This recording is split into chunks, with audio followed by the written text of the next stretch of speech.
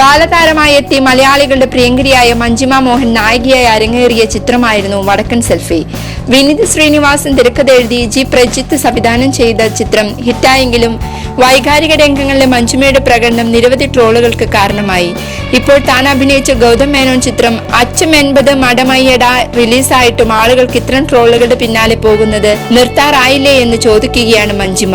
Facebook പോസ്റ്റിലൂടെയാണ് മഞ്ജിമയുടെ ചോദ്യം.